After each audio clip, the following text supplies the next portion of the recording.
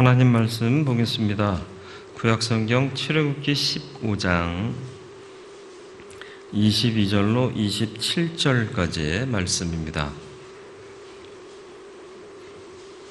구약성경 105면 출애굽기 15장 22절로 27절까지의 말씀입니다.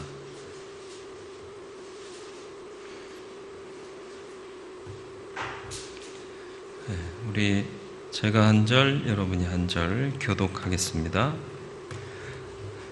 모세가 홍해에서 이스라엘을 인도하매 그들이 나와서 수르 광야로 들어가서 거기서 사흘 길을 걸었으나 물을 얻지 못하고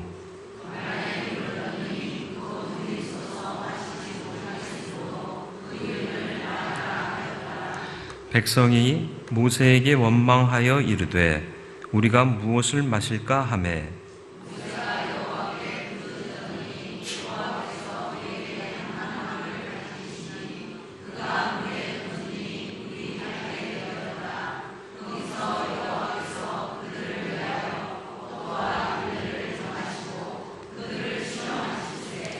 이르시되 너희가 너희 하나님 나 여호와의 말을 들어 순종하고 내가 보기에 의를 행하며 내 계명에 귀를 기울이며 내 모든 규례를 지키면 내가 애굽 사람에게 내린 모든 질병 중 하나도 너희에게 내리지 아니하리니 나는 너희를 치료하는 여호와임이라.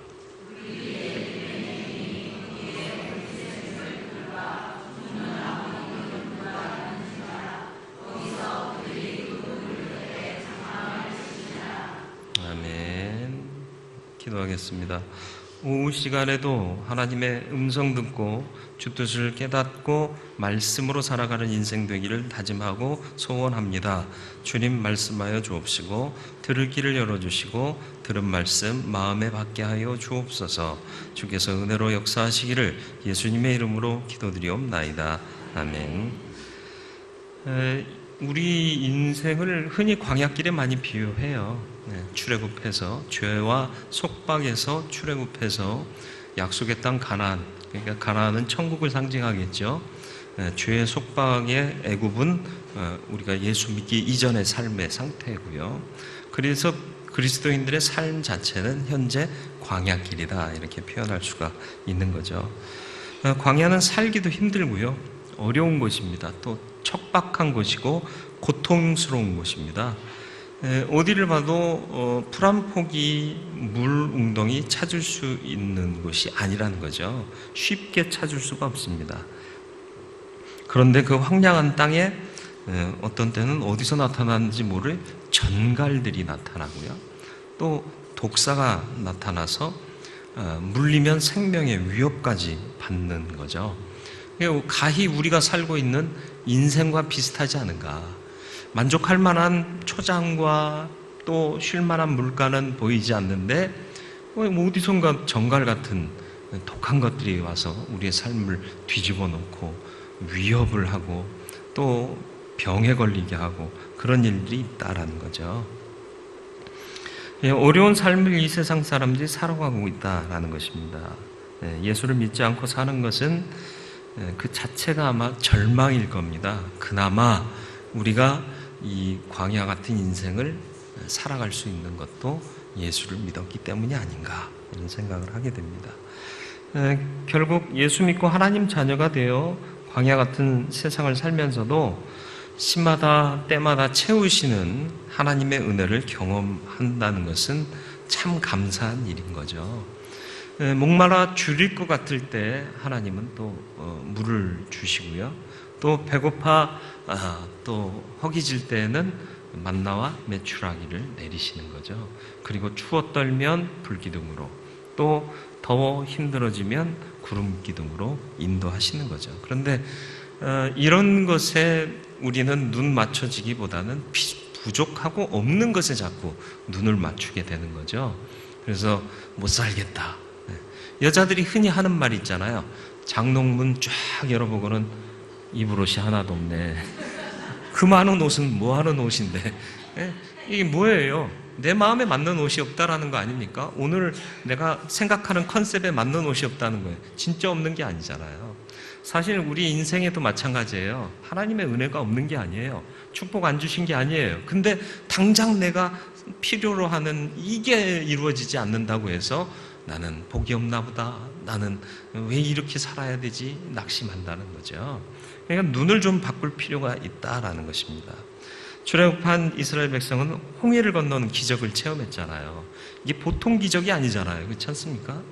그리고 광야로 들어섰어요. 네, 그런데 광야 들어와서 하루길 지나고 이틀길 지나고 사흘길이 됐는데 마실 물을 찾지 못했다. 절박한 겁니다. 우리는 편하게 읽으니까 광야길로 접어들어서 사흘길 되었는데 마실 물을 찾지 못한지라 너무 편하게 읽었잖아요. 근데 3일 동안 마실 물이 없다라는 것을 한번 생각해 보세요. 얼마나 괴로웠겠습니까? 그런데 이들의 반응이 문제인 거예요. 이들의 반응이. 결국 사흘길을 지나서 딱 보니까 물 웅덩이, 물샘 이런 게 있는 거죠. 가서 허겁지겁 가서 마셔봤더니 이게 무슨 물이에요? 쓴 물이요. 마시지 못할 물이더라. 독한 물이더라. 그런 뜻이에요. 그랬더니 이들이 즉각 나타낸 반응이 뭐죠? 뭐라고 성경이 읽었어요? 다시 한번 천천히 읽어봐요. 22절 말씀, 22절과 23절을 같이 한번 읽겠습니다. 모세가 홍해에서 이스라엘을 인도하매 그들이 나와서 수르 광야로 들어가서 거기서 사흘 길을 걸었으나 물을 얻지 못하고 마라에 이르렀더니 그곳 물이 있어서 마시지 못하겠으므로 그 이름을 마라라 하였더라. 이렇게 이름만 마라로 만들고 말았으면 괜찮은데 바로 이어지는 24절 같이 또 읽습니다. 백성이 모세에게 원망하여 이르되 우리가 무엇을 마실까 하매. 반응이 뭐라고요? 마라의 쓴 물을 만났을 때 그들은 원망했더라라는 거죠. 원망이 방법일까요? 근데 우리는 원망이 방법인 줄 착각해요. 어려운 상황을 만나면 너 때문이야 이런 얘기 쉽게 하잖아요. 원망하는 거예요. 내 팔자야. 이게 원망할 대상을 못 찾으면 내 팔자로 얘기하는 거죠. 결국 내 팔자는 뭐예요? 하나님 너무하십니다를 우리 한국적 표현으로 아이고 내 팔자야 이렇게 얘기하는 거예요. 그러니까 우리의 눈은 항상 해결의 방법을 찾기보다는 원망의 대상을 먼저 찾아요. 어렸을 때부터의 교육이 문제인 것 같아요. 제가 지난번에도 말씀드렸듯이 애가 길 걷다가 넘어지면 애꿎은 돌멩이를 막 때려가면서 엄마가 얘 떼찌 줄게. 얘 때문에 너 넘어졌지? 얘 때문에 네가 넘어졌다는 거예요. 그건 아니잖아요. 아프니? 얼마나 다쳤니? 얼마나 아파? 엄마가 후회해 줄게. 이것보다도 애기 이놈 왜 우리 애기 가는 길을 막아가지고 이렇게 넘어지게 해? 원망하는 방법을 어느샌가 우리도 모르는 사이에 아이들한테 가르치고 있더라라는 거죠. 사실은 인생의 문제는 원망할 대상을 찾고 누가 문제냐를 지적하는 데 있는 게 아니라 어떻게 극복할 거냐의 문제인 거예요. 지금 한국 사회에 닥쳐져 있는 문제가 어떤 놈이 죽일 놈이고 어떤 놈이 살릴 놈이냐 이런 극단적인 생각을 하는 게 아니라 이렇게 망가진 우리나라를 어떻게 회복할 거냐, 대안이 뭐냐, 다음에 세워질 사람들은 어떤 마인드를 가지고 일을 해야 되겠느냐 하는 교훈을 발견해내야 되는 거예요. 무조건 누구를 물론 죄인을 용서해야 된다라는 그 거룩한 차원의 얘기를 하는 게 아닙니다. 잘못한 사람은 벌을 받아야 돼요. 죄값을 치러야 됩니다. 그러나 그 이전에 방법을 찾는 노력을 좀 하고 우리의 시각이, 우리의 눈이 방법을 찾는데 좀 띄어져야 된다라는 거죠. 그렇지 않으니까 딴 사람이 인물만 바뀌고 마니까 생각이 바뀌지 않고 사람만 바뀌고 인물만 바뀌고 것만 바뀌니까 여전히 그 행태는 변함없이 그 결과는 그대로 나오더라는 거예요. 과거 옛날에 독재 시대라고 말했던 그때 민주화 인사가 대통령이 되면 괜찮아질 것 같았어요. 근데 민주화 인사가 대통령이 됐더니 저랑 이름 같은 녀석이 해먹고 저도 잘 모르겠어요. 예. 다음 사람이 또 됐는데 또 그 아들이 또 해먹고, 예. 뭘 그렇게 해먹을 게 많은지 모르겠어요. 왜 그래요? 생각이 바뀌지 않으니까요. 중심이 바뀌지 않으니까요. 예. 너 때문이야? 아니에요. 너 때문이야가 본질의 문제가 아니라 어떻게 해야 될까가 문제인 거예요. 이스라엘 백성들의 한계가 뭐예요? 항상 너 때문인 거예요. 아니면 아이고 내 팔자야 하면서 하나님 원망하는 거예요. 지금 모세를 원망하여 지금 다들 너 때문에 왜 우리가 여기서 고생해야 되느냐, 이걸 얘기하고 있는 겁니다. 이들의 방법이 어떻게 달랐으면 좋았을까요? 하나님의 역사를 봤잖아요. 하나님의 기적을 3일 전에 봤잖아요. 바닷물이 갈라졌잖아요. 이게 아무나 볼 수 있는 거예요? 난 그거 보면 평생 하나님께 기도하고 살 수 있을 것 같아요. 아니에요? 아니, 적어도 여기 우리 교인들은 적어도, 다른 교인은 몰라도 우리 교인들은 그런 기적 체험하면 평생 하나님께 기도해서 응답받는 삶을 살 거 아니에요, 그죠? 근데 이것들은 뭐냔 말이에요. 이것도 이제 원망인데, 우리의 생각이 자꾸 원망으로 치닫지 않게 되기를 바랍니다. 예, 그것은 방법이 아니거든요. 백성이 원망할 때 모세는 뭘 했는 줄 아세요? 25절 말씀을 보시죠. 예, 25절 말씀 같이 읽습니다. 모세가 여호와께 부르짖었더니 여호와께서 그에게 한 나무를 가리키시니 그가 물에 던지니 물이 달게 되었더라. 거기서 여호와께서 그들을 위하여 법도와 율례를 정하시고 그들을 시험하실세. 하나님이 왜 3일길 만나서 쓴물을 만나게 하셨을까 말이죠. 시험하셨대요. 근데 방법이 뭐였다고요? 백성들은 원망했고요. 모세의 방법은 뭐였다고요? 하나님께 부르짖었단 말이에요. 급박하잖아요. 자기도 목 타요. 마시고 싶어요. 근데 쓴물이에요. 참 답답해요. 근데 답답한 것을 누구한테 풀어요? 하나님, 왜 이러셨어요? 너무하시지 않습니까? 내가 안 한다고 그랬잖아요. 왜 이스라엘의 지도자 만들어가지고 애꿎은 나를 욕먹이게 하십니까? 너무하신 거 아닙니까? 이런 기도를 한 게 아니라, 하나님, 우리 목마릅니다. 이 백성들 목말라 지쳐 있습니다. 방법을 주시옵소서. 그렇게 기도한 거 아닙니까? 그러니까 하나님이 한 나무를 지정해서 그것을 물에 던지라 말이지. 그래서 해결해 주시지 않습니까? 모세의 방법은 다른 거예요. 백성들의 방법은 원망할 대상을 찾았지만 모세의 방법은 해결의 방법을 부르짖었더라라는 겁니다. 급박할 수 있어요. 괴로울 수 있어요. 그러니까 부르짖은 거예요. 이런 상황에서 주여 감사합니다. 오늘 우리에게 마실 물을 허락하여 주시기를 간절히 소원하옵나이다. 이렇게 기도할 수가 없어요. 부르짖을 수밖에 없어요. 네, 맞습니다. 그런데 방법이 달랐다. 우리의 삶은요, 행복해서 감사가 넘치는 게 아니라 감사하니까 행복해지는 거라는 얘기가 있어요. 시편 말씀이 그것을 노래하고 있는데요. 시편 50편 23절 말씀이요. 같이 읽습니다. 감사로 제사를 드리는 자가 나를 영화롭게 하나니 그의 행위를 옳게 하는 자에게 내가 하나님의 구원을 보이리라. 뭐라고요? 감사로 하나님 앞에 마음을 드리는 자요. 감사로 제사를 드린다는 게 뭐예요? 감사하는 마음으로 정말 감격해서 내 마음을 주께 드리는 거예요. 그러면 하나님께서 그것을 통해 영화롭게 된단 말이에요. 하나님을 영화롭게 하는 방법이 감사하는 거예요. 감사하고 감사하면 하나님이 영광 받으신다, 그 말입니다. 그 행위를 옳게 하는 자에게, 감사하며 사는 자에게 하나님의 구원을 보이리라. 감사하면 구원의 방법이 보여요. 살 길이 보이는 거예요. 그런데 이 이스라엘 백성들은 감사하지 못한 거예요. 하나님 감사합니다. 우리를 구원하셨습니다. 자유케 하셨습니다. 이제 가나안 땅으로 향해 가는데 그곳에 이르면 정말 영생복락 누리게 될 줄 믿습니다.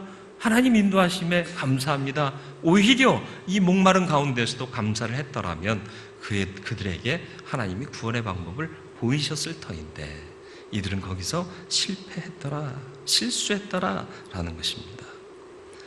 예수님을 영접한 그리스도인이라면 그래서 절대 긍정, 절대 감사로 살아야 합니다.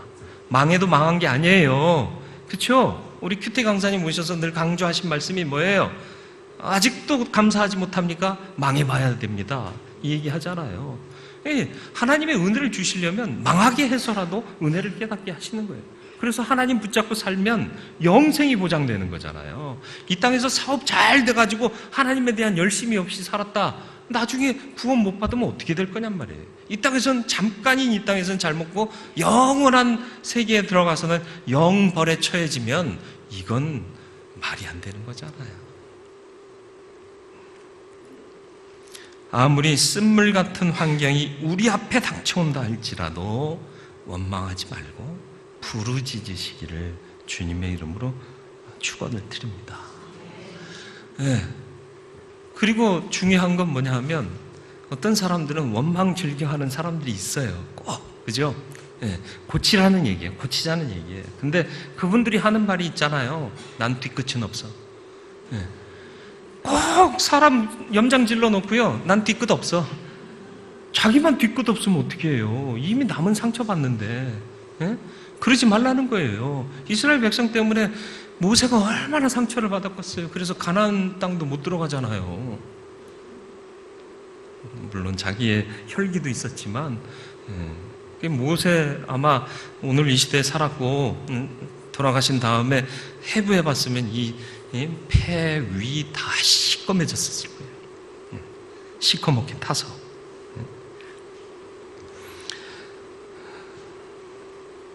아버지 날 살려주세요. 그렇게 처절하게 부르짖으면 긍휼이 풍성하신 하나님은 반드시 구원의 방법을 내시는 줄 믿으시길 바라요. 그래서 항상 원망하기 전에 부르짖으실 수 있길 바라요. 원망하기 전에 부르짖어 응답받으시고 구원받으시길 바라요. 그리고 부르짖 때 신뢰하세요. 감사하세요. 행복해서 감사가 아니라 감사하면 행복해진다고 그랬잖아요. 그러니까 하나님 감사합니다. 감사로 제사를 드리는 자가 나를 영화롭게 하고 내가 그에게 구원의 길을 보이리라 약속하신 말씀 믿고 기도하시자는 말이죠. 하나님의 방법은 뭐였습니까? 한 나무를 지정하시고 나무를 던져 넣어라. 그러면 그 나무가 달게 할 것이다. 25절 말씀인 거죠. 우리가 25절 말씀 같이 한번 또 읽겠습니다. 모세가 여호와께 부르짖었더니 여호와께서 그에게 한 나무를 가리키시니 그가 물에 던지니 물이 달게 되었더라. 거기서 여호와께서 그들을 위하여 법도와 율례를 정하시고 그들을 시험하실세. 아멘. 매튜 헨리라는 주석가가 계십니다. 주석을 쓰신 목사님이에요. 이분의 주석에 보면 이때 던져진 그 나무는 인간의 죄를 치유하고 구원하시는 그리스도의 십자가를 상징한다. 이렇게 해석하고 있습니다. 맞아요. 못 마실 것 같은 쓴 물이에요. 인생의 고통을 상징하고 있는 게 마라의 쓴물이라. 겨우 주님 만나서 행복하게 살 것 같았는데 시험이 닥쳐와요. 환난이 와요. 너무 견디기 힘들어요. 그런데 그것을 고치고 회복하고 쓴물을 단물로 바꿀 수 있는 건 예수 그리스도의 십자가밖에는 없다라는 거죠. 우리의 노력으로 할 수 있는 게 아니다라는 거예요. 평생 마라의 쓴물 때문에 미움, 다툼, 원망 가지고 살던 사람이 예수의 십자가 그 안에서 작동하면 미움의 쓴물, 상처의 쓴물이 사랑과 용서의 단물로 변화되게 될 줄 믿습니다. 나무를 붙잡으세요. 나무를 쓴물에 던지세요. 여러분의 인생에 괴로움과 고난이 옵니까? 십자가의 능력을 붙드세요. 그것으로 그 쓴물을 단물로 바꿀 수 있도록 간절히 간구하세요. 그게 방법이에요. 십자가의 은혜가 임해야 우리의 삶은 변화되는 거죠. 우리의 삶 가운데 문제를 해결하는 유일한 길이 바로 십자가인 것을 잊지 마시길 바랍니다. 에베소서 1장 7절 말씀 같이 읽어보겠습니다. 우리는 그리스도 안에서 그의 은혜의 풍성함을 따라 그의 피로 말미암아 속량 곧 죄사함을 받았느니라. 아멘. 무엇으로? 그의 피로, 십자가의 능력으로 우리가 속량 곧 죄사함을 받았다. 문제가 해결되었다라는 얘기예요. 근본적인 문제는 십자가 외에는 방법이 없다라는 것입니다. 그런데 오늘 말씀 보니까 그들을 시험하셨대요. 그래서 실패하지 않는 저와 여러분들이 되기를 주님의 이름으로 축원을 드립니다. 그리고 정하신 법도와 율례를 따라 행하는 자가 되시기를 바랍니다. 그러면 하나님이 책임져 주실 줄 믿습니다. 이 마라의 쓴물 사건을 통해서 이제 하나님이 쓴물을 단물로 바꿔주는 기적을 모든 이스라엘이 체험했잖아요. 누구 때문에 이 변화의 역사가 일어났죠? 누구 때문에? 지혜로워지셨어요. 모세 때문에요 라고 말하려다가 눈치 보면서 조용해지시는데 역시 하나님의 능력으로 변화됐어요. 근데 무엇 때문에? 우리의 원망 때문에가 아니라 모세의 부르짖음 때문에. 그래서 원망하기 전에 기도하란 말이죠. 기도의 능력으로 변화된 걸 알았고 하나님이 왜 우리를 시험했는지 또 교훈하셨잖아요.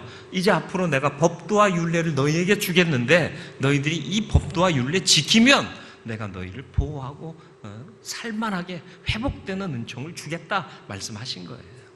그러니까 백성들이 그 교훈을 마음에 받아들였겠죠. 새겼겠죠. 그러니까 그 이후의 결과가 뭐죠? 27절 말씀이요. 27절 같이 읽습니다. 그들이 엘림에 이르니 거기에 물샘 12과 종려나무 70그루가 있는지라 거기서 그들이 그 물 곁에 장막을 치니라. 아멘.